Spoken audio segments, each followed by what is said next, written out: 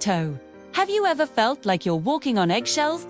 Carefully choosing your words, second-guessing your actions, trying so hard to be the right kind of person, only to realize that someone, somewhere, will still have an opinion about it.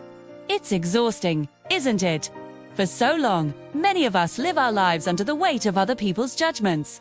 We get a comment about our career choice, and we start to question our path. Someone makes a remark about our lifestyle, and we shrink a little, feeling the need to explain or justify ourselves.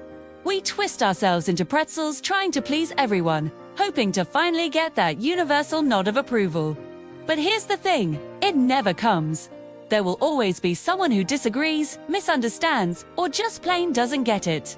And for a long time, we let those voices control us. We change direction to avoid criticism. We dim our own lights so we don't make others uncomfortable. We essentially hand over the steering wheel of our own lives to people who aren't even in the car. But what if I told you there's a way to break free from this cycle? A simple, yet incredibly powerful shift in mindset. It all starts with two little words. Let them. That's it. That's the secret. The moment you decide to stop fighting for everyone's approval and just say, let them, something magical happens. Let them misunderstand you. If they didn't take the time to truly listen or see your perspective, let them. Let them have their opinions. Their thoughts are a reflection of their own experiences and beliefs, not a definitive truth about you. Let them think whatever they want. You can't control their thoughts anyway, so why waste your precious energy trying? When you say let them, you're not giving up. You're not being passive or weak. Quite the opposite. You are taking your power back. You're reclaiming your sovereignty. You are declaring that your life, your choices, and your happiness are not up for a committee vote. You are the sole decider. Think about how much energy we spend managing other people's perceptions. We replay conversations in our minds, wondering if we said the right thing. We craft the perfect text message to avoid being misinterpreted. We explain our life choices to people who are only casually interested. It's a full-time job, and the pay is emotional exhaustion. But when you adopt the let them philosophy, you're essentially resigning from that job. You stop expecting others to validate your existence.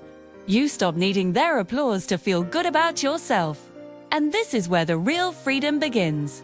When you lower your expectations of others, you dramatically reduce your potential for disappointment. When someone judges you, it doesn't sting as much because you weren't looking for their approval in the first place. You see their judgment for what it is, just their opinion, one of billions on this planet, and it holds no more weight than you choose to give it. This shift has a beautiful side effect. When you allow people to be exactly who they are, with all their opinions and judgments, you subconsciously give yourself permission to do the same. You finally allow yourself to be who you are, unapologetically you. Stop filtering your personality through the lens of what will they think, and start living through the lens of what feels right to me. You start pursuing that hobby that everyone called weird. You wear the clothes that make you feel amazing, even if they're not in style. You speak your truth, kindly but firmly, without constantly worrying about the fallout. You start making choices based on your own internal compass, your own joy, your own excitement, and you realize that those were the only things that should have been guiding you all along. Other people's opinions were never meant to be your map. They are just noise from the sidelines. Your inner voice is your true north.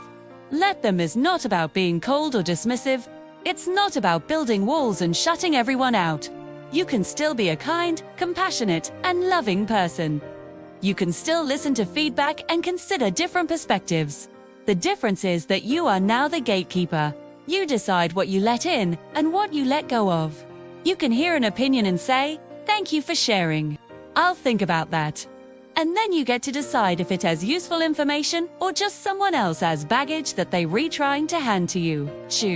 Maintain your peace because you no longer at the mercy of every comment that comes your way.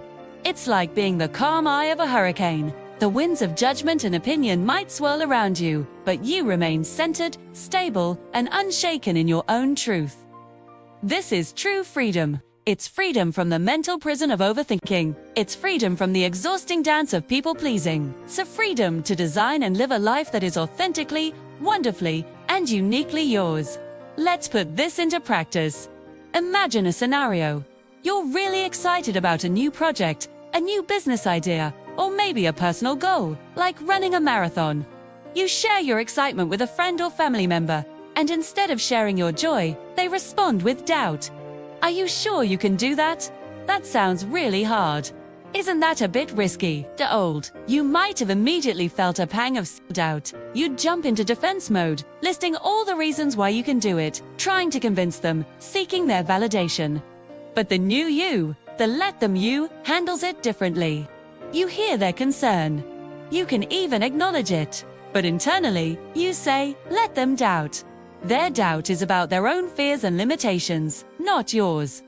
You don't need to absorb it. You don't need to convert them to your way of thinking.